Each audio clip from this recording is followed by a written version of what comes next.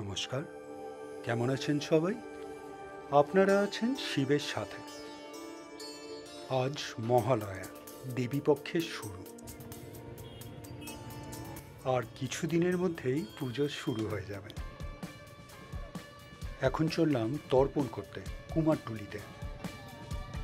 দেখেই বুঝতে পাচ্ছেন রাস্তার কি অবস্থা। এই হাতিবাগান ক্রস করতে প্রায় 20-25 মিনিট লেগে গেল।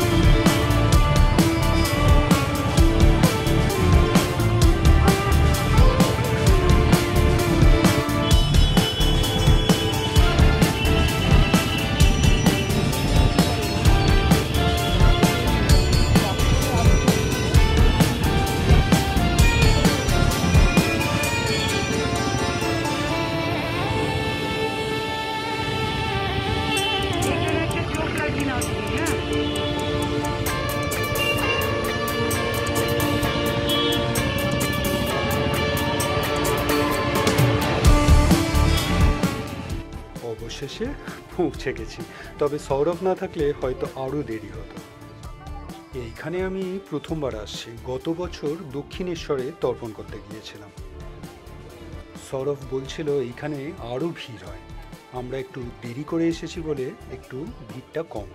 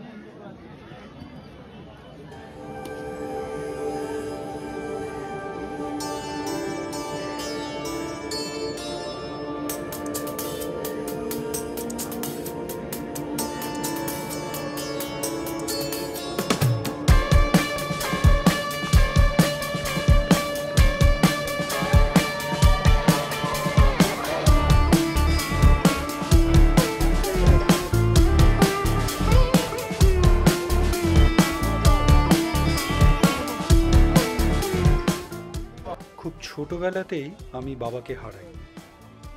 আজকের দিনে বাবাকে আর পূর্বপুরুষদের শ্রদ্ধা জানানোর জন্যই এখানে আসা। আগে আমি তর্পণ ঘরেই সারতাম, তো মার খুব ইচ্ছে তর্পণটা এই গঙ্গায় এসে করা। সেই জন্যেই গত বছর থেকে, আগের বছর যেমনটি বললাম আপনার দক্ষিণেশ্বর গিয়েছিলাম, এই বছর কুমারটুলিতে।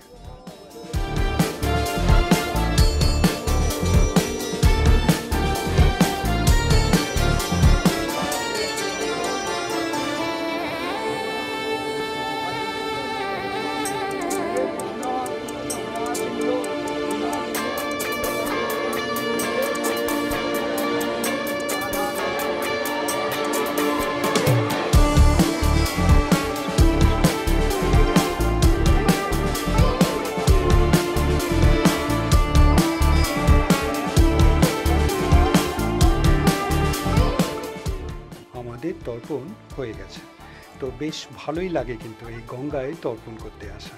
অনেক কিছু দেখতে পাওয়া যায়, বেশ ভালোই কাটে সকালটা। এইবার আমরা একটু কুমারটুলি ঘুরে দেখব, আর তার আগে এক কাপ চা দরকার।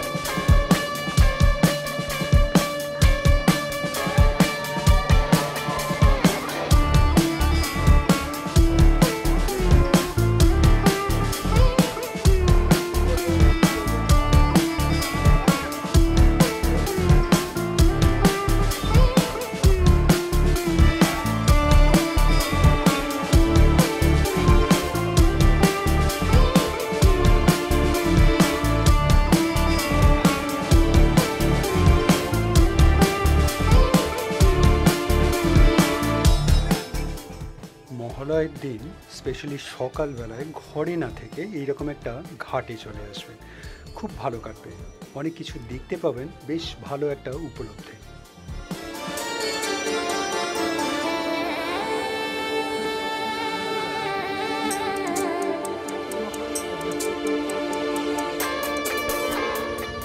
এবার একটু কুমারটুলি ঘুরে দেখার পালা। আমি যদিও বা আগেরবার এসেছিলাম, পাপিয়ার এবার প্রথমবার। খুব এক্সাইটেডও, অনেক ফটোও নিতে হচ্ছে।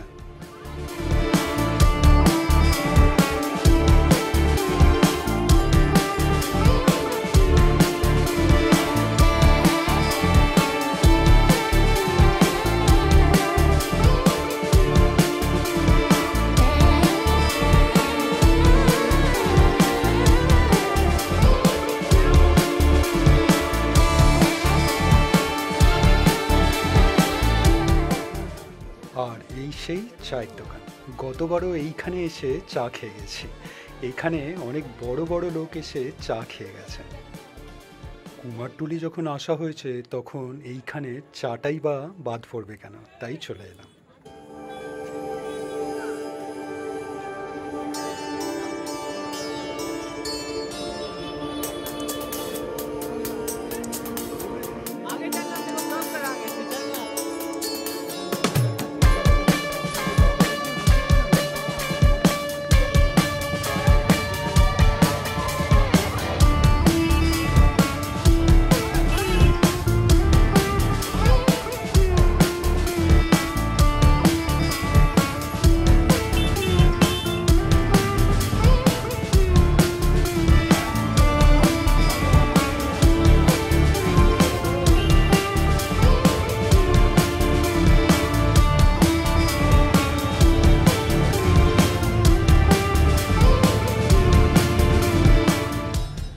আর এই হলো শোভাবাজার রাজবাড়ি, এখানেও একদিন পুজোর মধ্যে আসা হবে।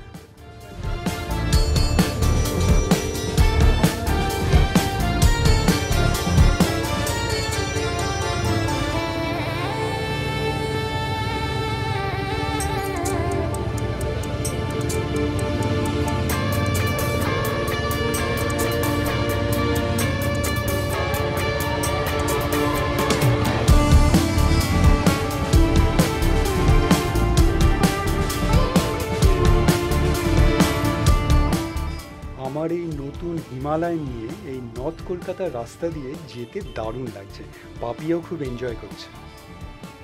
আজকে সকালের ব্রেকফাস্টটা কচুরি আর জিলিপি দিয়েই হবে, সেটা বাদ পড়বে না।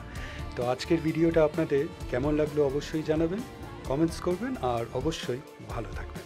দেখা হচ্ছে একটা নতুন ভিডিওতে কালকে আবার। ভিডিওটা ভালো লাগলে লাইক, শেয়ার অ্যান্ড সাবস্ক্রাইব করবেন। আর সাবস্ক্রাইব করার সময় ওই বেল আইকনটা প্রেস করে দেবেন, তাহলে যখনই কোনো ভিডিও এই চ্যানেলে আপলোড হবে আপনার কাছে নোটিফিকেশন চলে যাবে। ভালো থাকবেন।